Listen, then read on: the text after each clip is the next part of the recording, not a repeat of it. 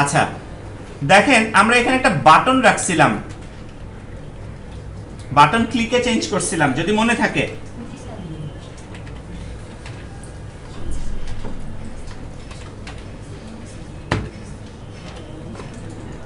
এই বাটনের মনে করেন আইডি ছিল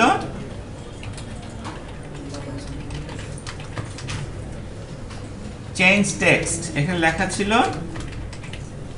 চেঞ্জ টেক্সট। তো আমাদের টার্গেট ছিল কি যে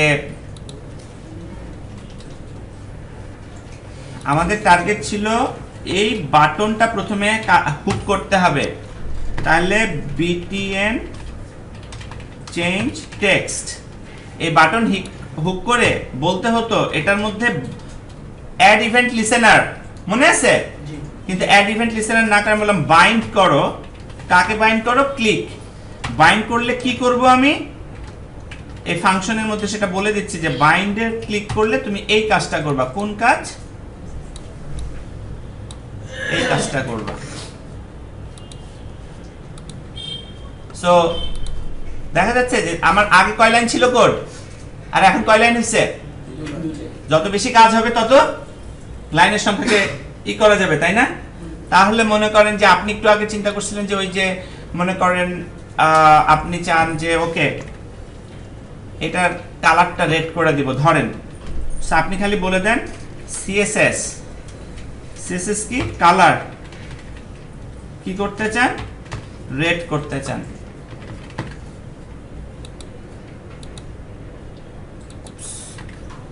সিএসএস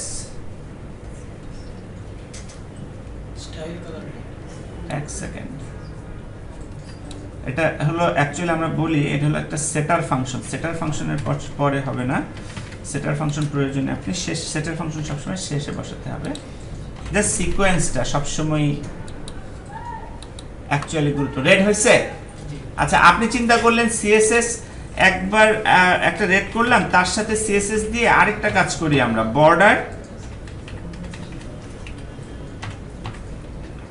1 পিক্সেল সলিড ব্লু, যে লেখাটার একটা বর্ডার দিব। আসছে? অনেক কাজ করে ফেলতেছি কিন্তু। আবার এখন দেখেন একটু মনোযোগ দিয়েন, যে কোয়েরিতে যে জিনিসটা লাগবে এটাকে আপনারা এইভাবে লিখতে পারেন, তাহলে রিডেবিলিটি বাড়বে। আচ্ছা চিন্তা করেন এটা একটা প্রপার্টিজ, এটা একটা ভ্যালু, তাই না? একটু দেখেন তো, একটু আগে আমরা যখন শিখতেছিলাম ধরেন আমি বললাম var properties is equal to, এটা কি? এটা কি? অবজেক্ট। সিনট্যাক্সে কি বলে? Object literal. অবজেক্টে কি থাকে? প্রপার্টিজ আর ভ্যালু থাকে না? মনে করেন আপনি এরকম করলেন, এই হলো প্রপার্টিজ আর এই হইল ভ্যালু। বুঝে যাচ্ছে? প্রপার্টিজ সেই ক্ষেত্রে আপনি সিঙ্গেল কোটের ভিতরে নাও দিতে পারেন। এই প্রপার্টিজটাকে এখানে পাঠিয়ে দেন,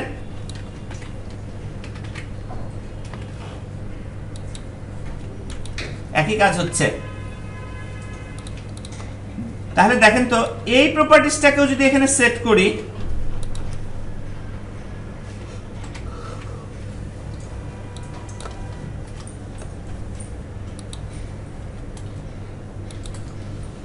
তাহলে এই লাইনটা আর দরকার নাই।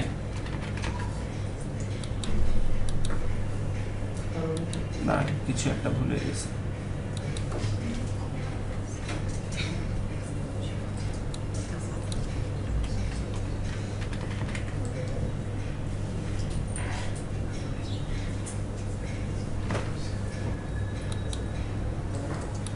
হ্যাঁ ঠিক আছে, রিফ্রেশ হয়নি তো।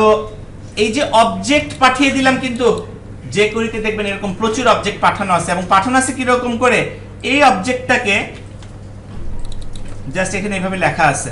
সো দেখতে অনেক ক্লামজি লাগতে পারে অনেক ক্ষেত্রে, কিন্তু একটু মনোযোগ দিয়ে দেখবেন ও আসলে কি করছে, একটা অবজেক্টকে পাঠিয়ে দিছে।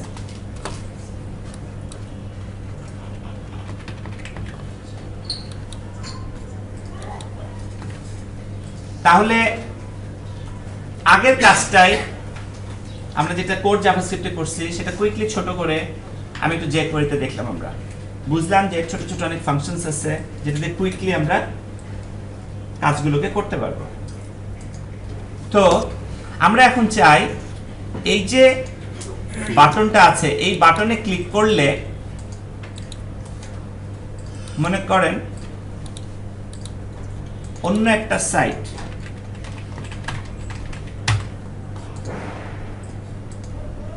অ্যাজাক্সের কথা আপনাদের বলছিলাম। অ্যাজাক্সের কাজটা হলো, অ্যাজাক্স হচ্ছে একটা jQuery, একটা জাভাস্ক্রিপ্ট কম্পোনেন্ট বা জাভাস্ক্রিপ্ট অ্যাকচুয়ালি অবজেক্ট, যে অবজেক্টটা আসলে ব্রাউজার যেভাবে কাজ করে, ব্রাউজার যেরকম আপনি ডাটা লিখে ইউআরএল লিখে পাঠিয়ে দিলে ডাটা নিয়ে আসে না, ওই একই রকম কাজ করবে। সো আমরা দেখিও কিভাবে এই কাজটা করে।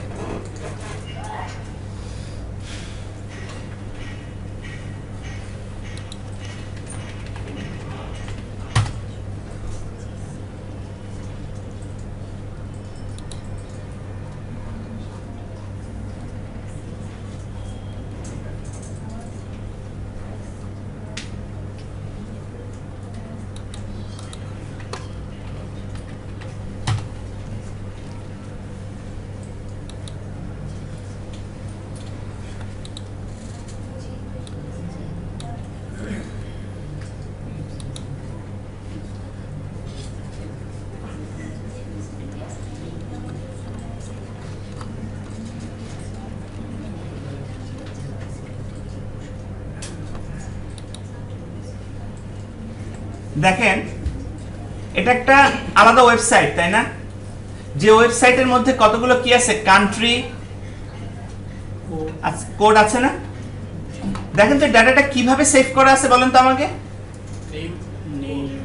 কোন ফরম্যাটে সেভ করা আছে? ভেরি গুড, স্কয়ার ব্র্যাকেট দিয়ে শুরু, দিস ইজ এ অ্যারে। ভেতরে অ্যারের প্রতিটা এলিমেন্ট কি আছে?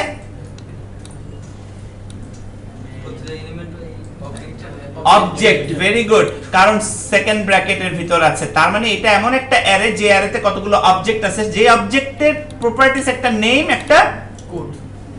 এবং এই যে অ্যারে লিটারাল এবং অবজেক্ট লিটারাল দিয়ে যখন প্রপার্টিস গুলো রাখা থাকে সেটাকে আমরা কোন ফরম্যাট বলি? Jason. So this is a Jason data save করা আছে কোন একটা ওয়েবসাইটে। আমরা এখন করব কি, অ্যাজাক্স রিকোয়েস্ট করে এই জেসন ডাটাটা এই সাইট থেকে আমার ওয়েবসাইটে নিয়ে আসবো। বুঝা যাচ্ছে কথাটা? শুধু যে জেসন ডাটাই অ্যাজাক্সনের ব্যাপারটা তা না, আমি আর কি জেসন ডাটা দিয়ে দেখাবো বিকজ এটা হলো মোস্ট পপুলার ওয়ে আর কি।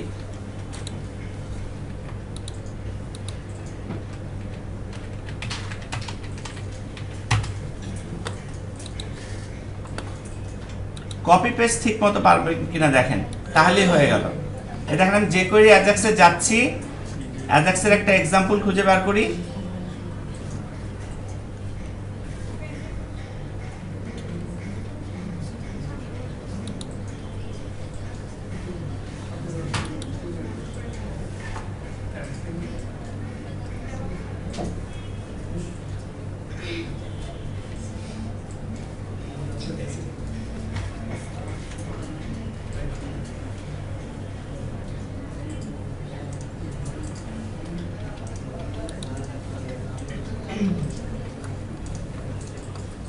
এই একটা অ্যাজাক্স রিকোয়েস্ট এখানে আছে, এটাকে আমরা কপি করি, কপি করে এবার আমাদের কোডে চলে আসি। আমাদের কোডে আমরা বলতেছি, মনে করেন যে যখন ওই বাটনে ক্লিক হবে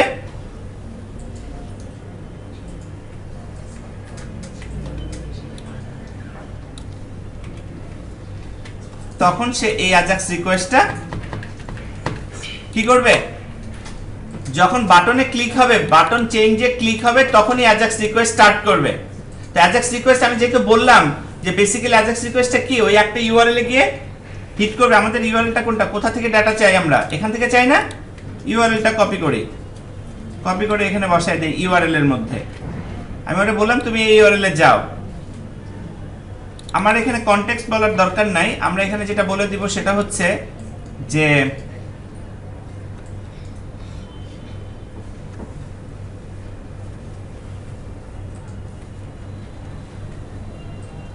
আমি জানি মনে মনে আপনারা চিন্তা করতেছেন যে নাকি কি চিন্তা করতেছেন স্যার? না, দেখলাম আপনারা বলেন কিনা। এই যে ডাটা আমরা বলে দিতে, সরি, আমরা ডাটা মেথড, আমরা মেথড হয়তো বলতে পারি ডাটাবেস। আমরা যখন জানি ওয়েব ডেভেলপমেন্টে যখন করবেন ডাটা দুই রকম ভাবে কমিউনিকেট করা যায়, একটা হলো পোস্ট, একটা হলো গেট। আমরা এই ক্ষেত্রে গেট মেথড ইউজ করতেছি, জাস্ট ইউআরএল ব্যবহার করতেছি, গেট মেথড। এবং আমাদের যে ডাটা টাইপ, সেটা আমরা কি ধরনের ডাটা নিয়ে কাজ করতেছি? এক্সএমএল ডকুমেন্ট, এইচটিএমএল নাকি জেসন? আমরা জেসন নিয়ে কাজ করতেছি। সো আমাদের দরকার অ্যাকচুয়ালি ডাটা টাইপের ভিতর জেসনটা। ওকে, আমরা এটা কপি করে নেই, এটা বলে দেই জেসন। তো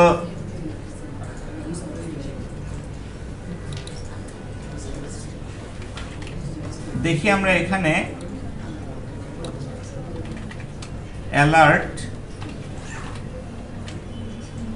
আমাকে ডাটাটা পাঠায় কিনা।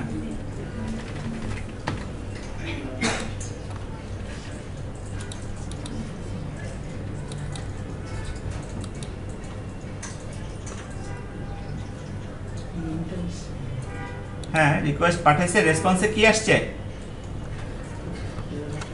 এই ডাটাটা চলে আসছে। সো বাট আমরা ডাটাটা এখানে আশা করতেছিলাম, এখানে পাইনি। এখানে কেন দেখায়নি আমাদের data?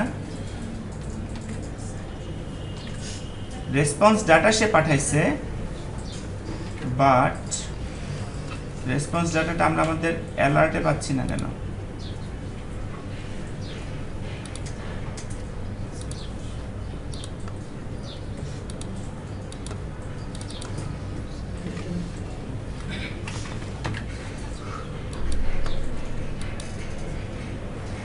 Alert is not working.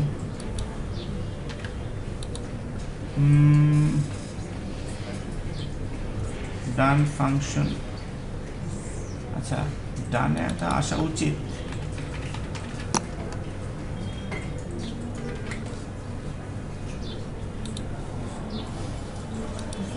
O,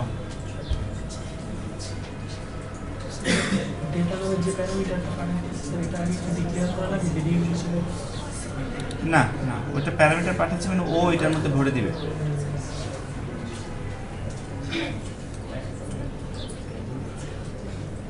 done function message আছে done some php data message something is missing or not working। আচ্ছা, এটাকে আপাতত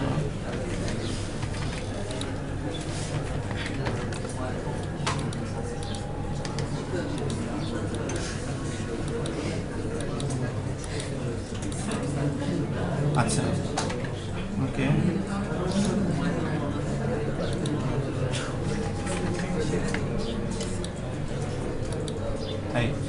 চলে আসছে। সো আমরা যদি এখানে বলি যে ধরেন এই ডিভের ভিতর, কন্টেইনার ডিভের ভিতর আমরা এটাকে রাইট করে ফেলবো।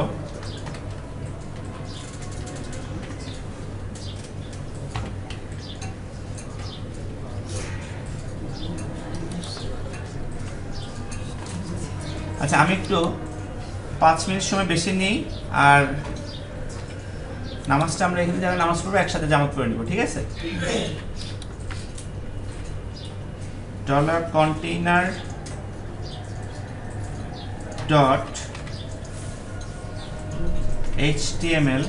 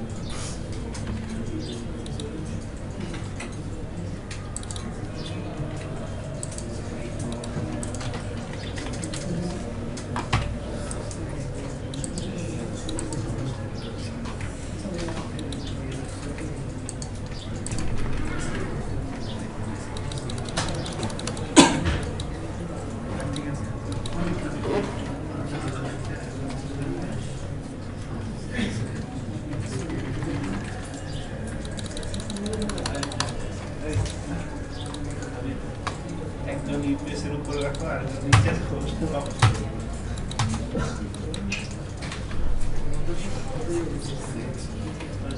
চলতেছে আজকে আপনার ইয়ে ছিল আগে সব কিছু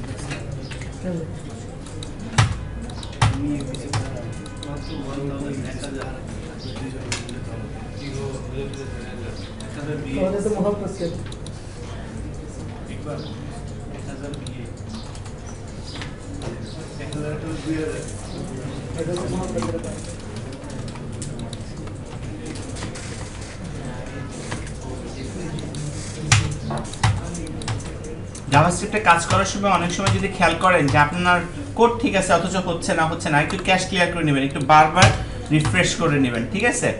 তো দেখেন এটা কোথায় ছিল, যে নেম আফগানিস্তানি, এটা কোথায় ছিল? এই সাইডে ছিল।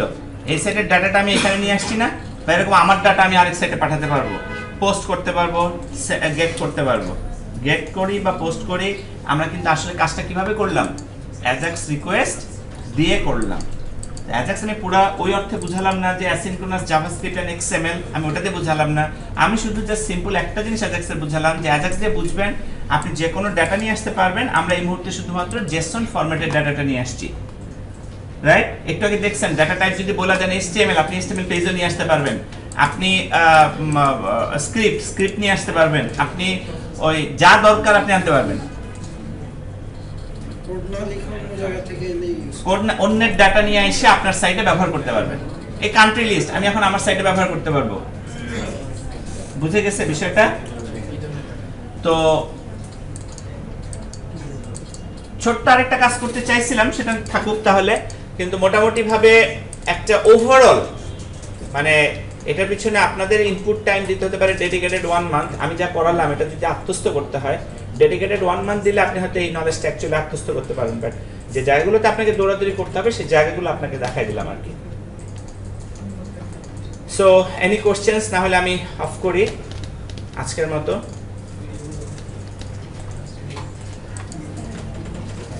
Any comments? Sir super fast হয়ে গেছে ক্লাস, এটা আমি জানি, বাকিটা বলেন। এইজন্যই বলি